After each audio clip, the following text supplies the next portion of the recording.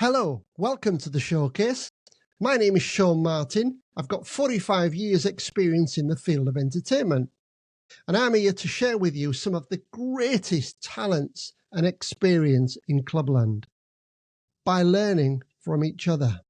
Would you please subscribe to my channel to be able to enable me to bring you more great content like this? Now, today's guest, we're on episode 19. I'd like to welcome to the room Mr. Kevin Stocks. Thank you, Shaun. How are you, Kevin? I'm okay. The weather outside is pretty cold here in Finland, but I'm okay. Yeah, I'm okay. I'm doing all right. I'm happy enough. It's good to hear. Kevin, can you explain to the listeners, the viewers that are going to be watching this in the thousands, why you moved from Hull? You was a guitar vocalist. Why you moved from Hull and when? It was a door of opportunity that I had to really walk through, and it was in 1988. I've been professional and semi-professional and professional since 1984, but I left Hull in 1988 to go international. I had a choice. I either went on ferries between the islands, the Greek islands, or go to Finland. So I either had the heat or the cold. I chose the cold, and I came to Finland in 88. And are you still doing it? On and off. I'm semi-professional now. I am unemployed at the moment, but the point is, I mean, that's how it is all over Scandinavia at the moment. But I still keep my hand in. I'm back to basics, playing the small pubs and restaurants. But yes, I do. I keep my hand in. Good to hear, Kev. Let's rewind then back to Hull, because Okay. Kevin Stocks is a Hull lad, and as you know, on here we Hull and proud. Kevin was he's just been telling me you lived in 3 different areas of Hull, and what got you into the business, Kevin? Well, I've been inspired over the years by solo artists. I was never into groups. The Beatles, I respect everything about them, all the technique and the musical ability. But the groups never really did it for me. It was always the single artists. And I was brought up on a diet of classic country and western and rock and roll. You know, my father was 45 years old when I was born. So, you know, it went from vaudeville to the Beatles back then, you know. So I always had Jim Reeves in my ears, Elvis Presley, all the classics, Marty Robbins, Patsy Cline. But there was all solo artists. Yeah. So that kind of inspired you, did it? Oh, yeah. I mean, I love the music of classic country, the Nashville sound. I mean, I like the way it goes forward. I like the pronunciation, the enunciation of the songs, especially Jim Reeves. I mean, he is a favourite of mine, plus John Denver. So, well, I met him. I met John Denver at the National Exhibition Centre in 1986. I went to see his concert, and I went back, and he was coming in with his sound check. And Jerry Schiff, the bass guitarist, one of the RCA guys, you know, James Batten got off the coach, and I was like, wait a minute, you know, these are Elvis's guys, you know. And then eventually John come off the coach and met us. It wasn't just me. I mean, there was a few of us. And he said, and you are? And I said, Kevin Stocks. You know, and he said, and where are you from? I said, oh.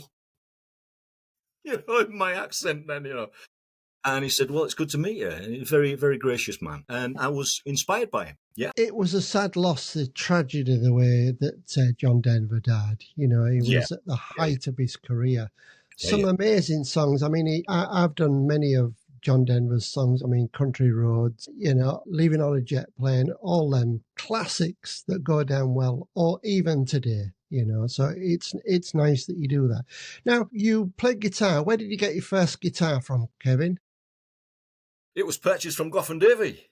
Oh. It was from Gough and Davy down Savile Street, I believe it is. Was that when Brian Farr had it? Yeah. Johnny Ember's Brian Farr the man, Johnny Ember the act. Yes. Wow. Yeah.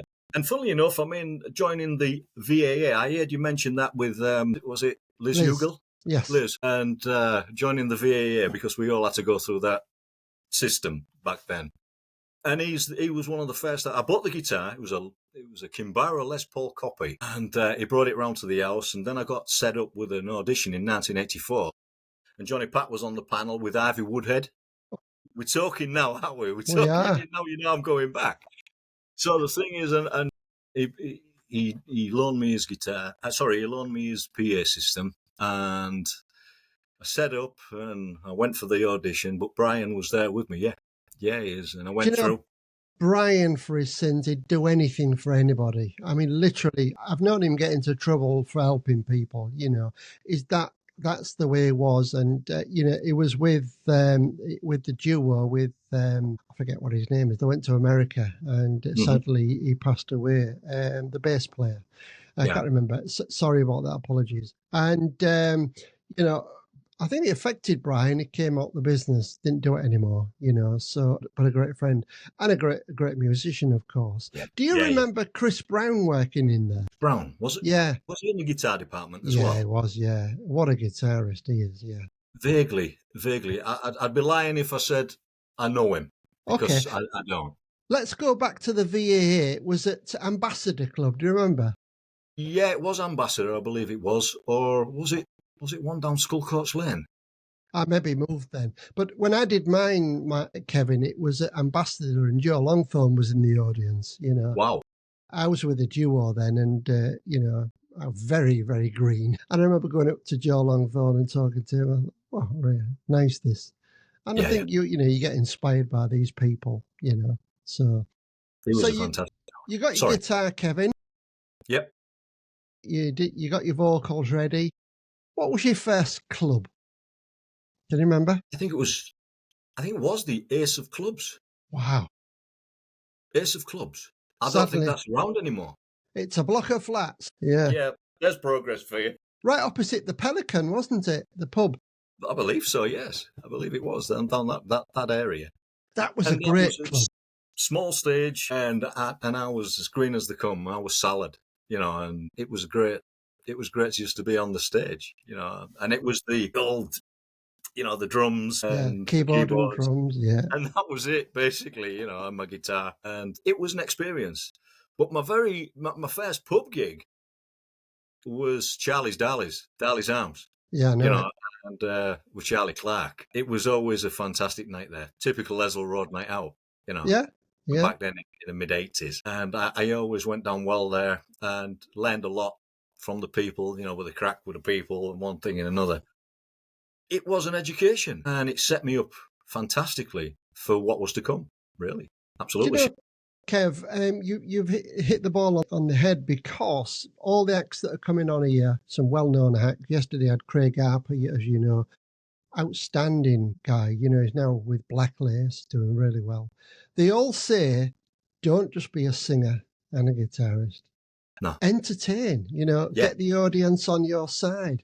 And that's what this is all about, Kevin, is trying to bring over some new, kind of like bring the old into the new, because there's a lot of new people coming into the market. We're coming out of it, and we want to try and help people. And if we can do that by your story and my story and all the other people, hopefully we'll keep entertainment going.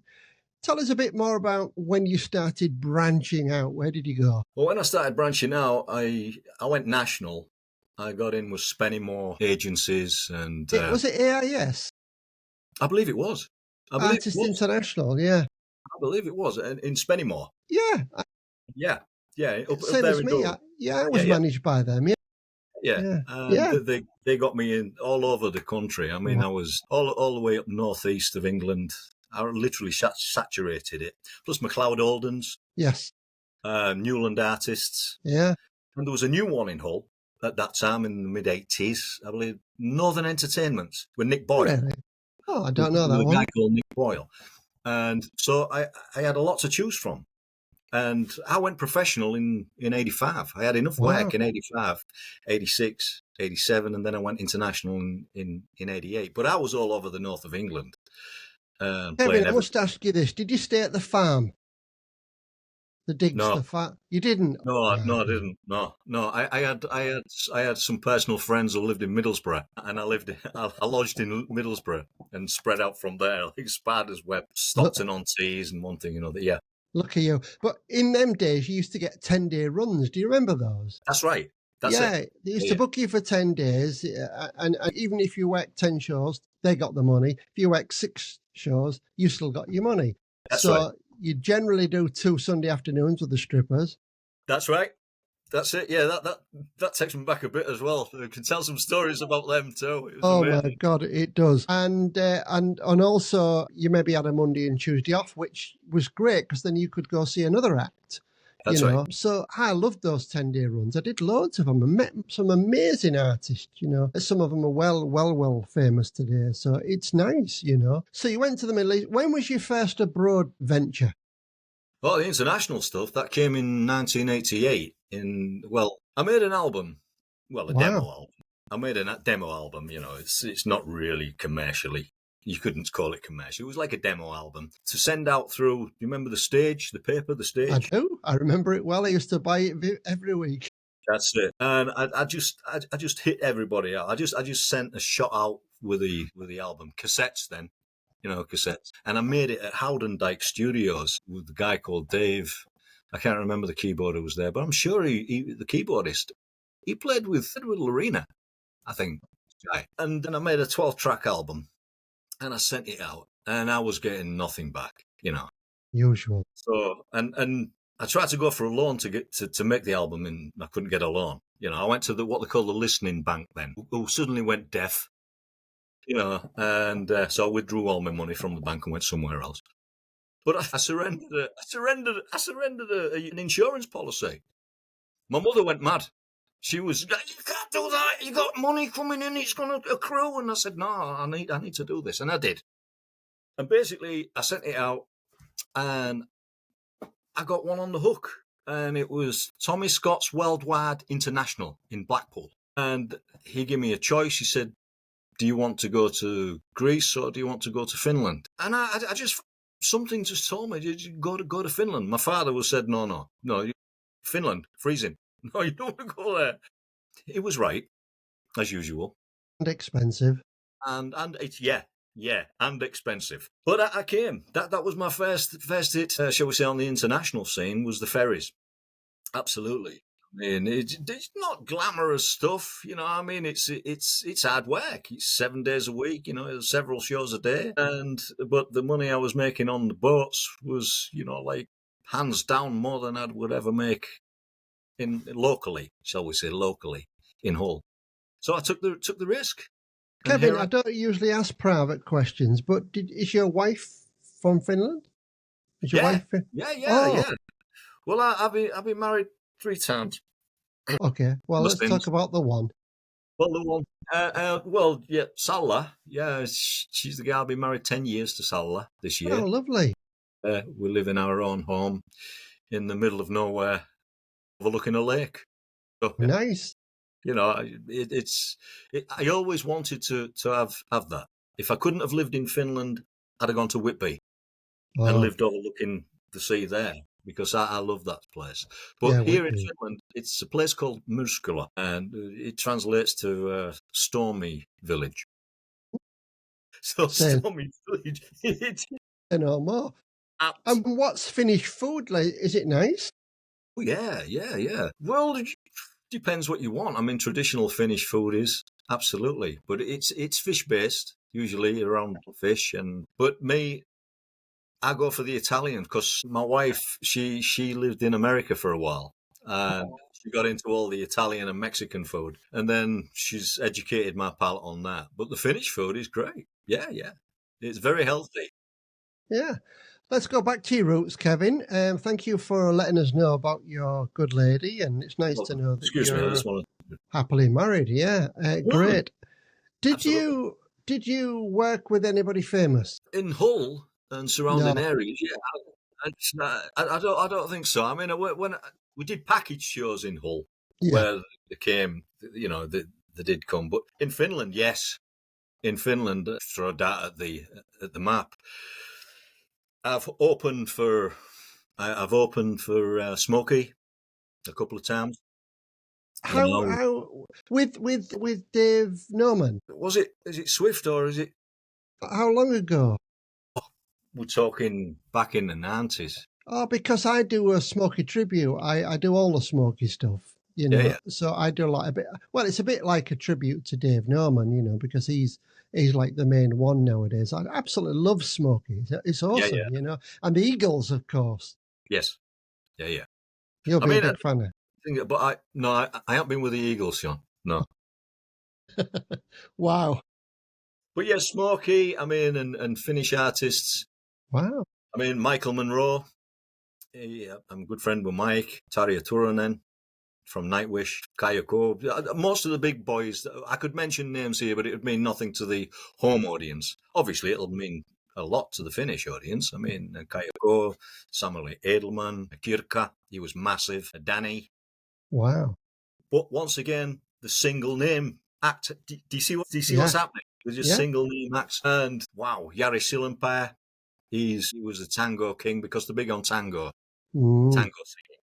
I mean, where they get that from, really? Because that's Argentinian, isn't it? It's Latin music, is that? Yeah, it is, isn't it? Yeah. So, are you kind of like still got your guitar and you sing at home? Oh yeah, now and then. Yeah. I pull it out when I'm in that kind of wistful mood, shall we say? You know, and I usually strum up with some Denver stuff, John Denver stuff, and Can't country beat stuff, it. Jim But Reeves. and you never thought about writing your own song or something like that? Well, I have. Well, I've written a couple and I've recorded one, which was incidentally, it's about Hull. It's called Kingston Upon Hull, I Love You, the Wow. winter '68. It's all about the triple trawler tragedy. Oh, well, that's Lorena's dad then. He'll love that. Well, I give him the song. I've signed it over to him. It's his song now.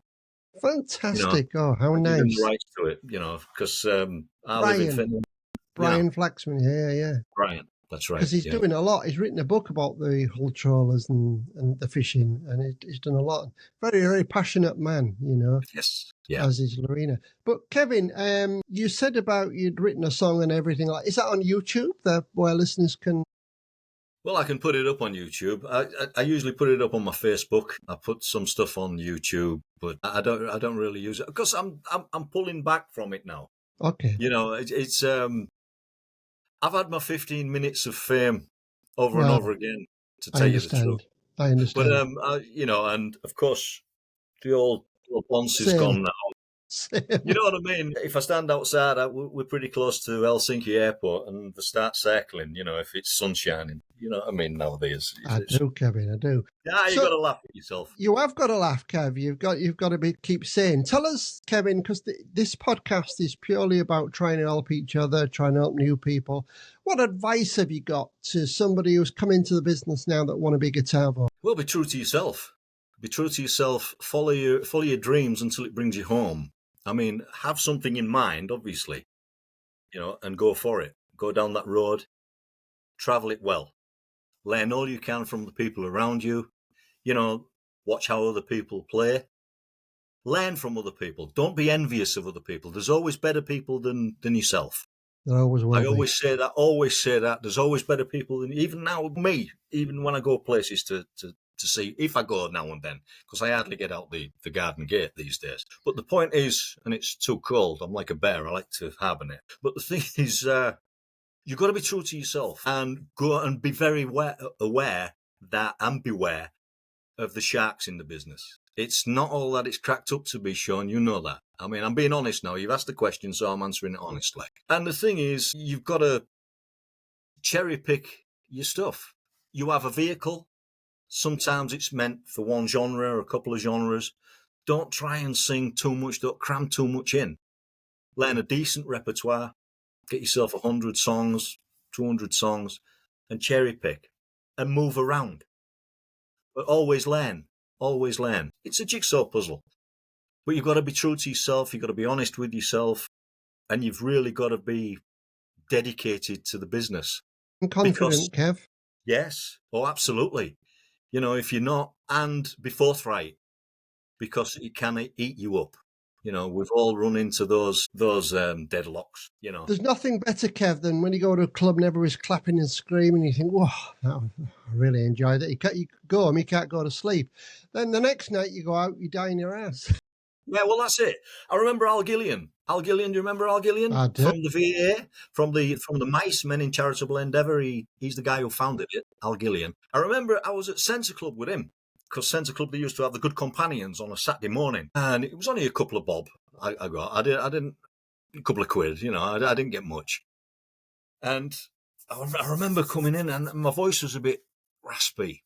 But I'd been there before. Al Gillian was doing the MC. He came back to me, and I said, "Oh, I don't feel. I hope I'm okay." He put his hands on my shoulders, and he looked me in the eyes. I'm a bit emotional because it takes me back now. And I remember him saying to me, "Shaun," he said, "son, you've got talent, Kevin." He said, "You have talent." He looked me straight in the eyes. He said, "You've got talent." And he took his hands off my shoulders. He stood back. He said, "Some days, Kevin, you can play the lowliest working men's club or the pub, but sooner or later, maybe, they might hang a star at the London Palladium the next week." Wise words. I've always remembered that. Always. So whenever I had a bad time or my voice was, because I'm human. I'm human. The grace notes and one thing and another don't come out as they should. And I always remember that. So I've never really looked down on myself from any point. But you've got to be self-assured. You've got to be great advice, Kevin, because people kick themselves in the head. Why didn't I go down? What did I do wrong? What was happening here? Artists say all of the time, some people have been going 40, 50 years. They go to a club, they die on their ass, and they come home, they can't sleep, they almost feel like crying. It's natural, it's emotion. You just want to do your best. It's not because you're a bad artist. It's just one of those situations, you're in the wrong place at the wrong time and you can't do nothing about it. It's beyond your control. So you've just got to kick it off, blow the dust away and start again. Yeah. Kev, we're on 25 minutes. I usually like to keep my podcast to 20, but absolutely fantastic. You're a real treasure. And it's good to know that you still keep your whole roots. Thank you very much, sir. Been great talking to you. And I look forward to maybe doing another one when we've got most people done, just to see how you feel about doing this podcast, Sure, absolutely. No, you're welcome, Shaun. You know me now. I'm here. We're all set up. We're all ready to go. Last words of wisdom, Kevin. Last words of wisdom. Believe in yourself. Keep going and choose the right songs. Don't try too much the ambitious stuff. Keep it simple. And if you have the vehicle, it'll come out in the end. It will come out in the end. I know mine did. That's true.